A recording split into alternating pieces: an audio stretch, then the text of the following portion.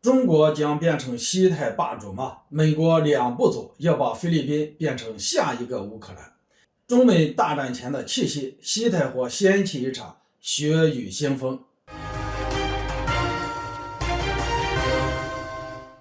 大家好，我是肖云华。最近，日本、菲律宾和美国计划组建一个新的群，以应对中国在印太地区所谓的军事上越来越强硬。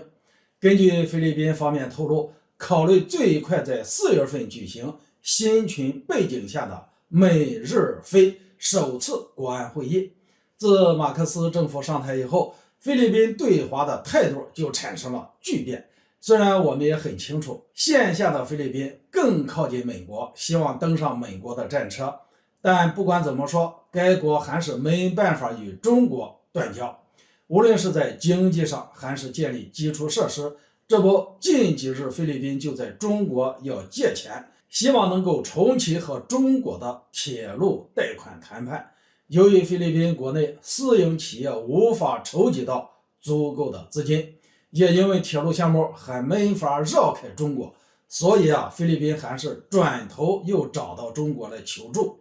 这里需要讲一个趣事。在找我国借钱之前，菲律宾刚在南海和美国一起闹完事。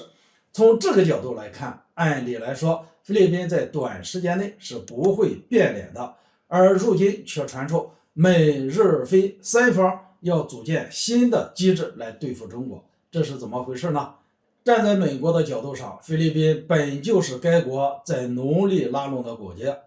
以进一步对付中国。可站在菲律宾的角度上，不管该国之前怎么想，现在因为有事求中国，也不敢再想。所以我认为能在此时把菲律宾拉来，美国显然干了些什么。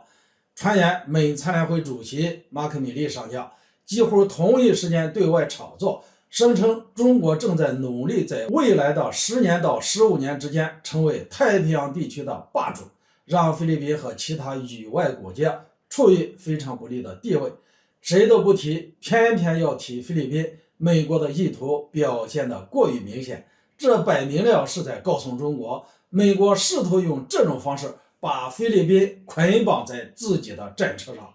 注意，马克米利上将还特别强调，美国应该寻求调整在这一地区的态势，以更好的应对来自中国的挑战。这样的一番说辞，一方面是在炒作中国威胁，另一方面无疑是在给菲律宾打最后的一剂强心针。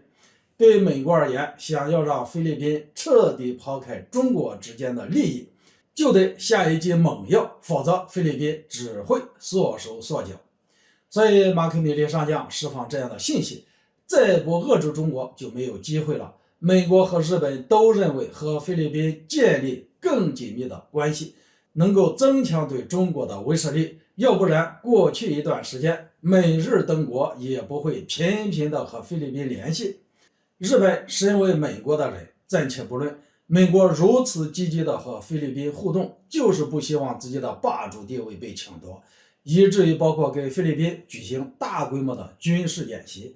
组建美日菲三方新群等等，我认为都是想要把菲律宾变成下一个乌克兰。不得不说，美国是阴险的，仅仅2步就把菲律宾与自己绑在了一起。不过这里的2步指的是炒作中国将变成西太霸主和组建3国小圈子。可以预料的是，组建新群后的首次三方会谈，重点就在如何针对中国进行挑衅，而这对整个西太地区的局势来说，一定非常的危险，大有中美大战前的气息。要是真的这样，那么西太地区很可能会真的掀起一场血雨腥风。好了，今天就说到这里，咱们下次见。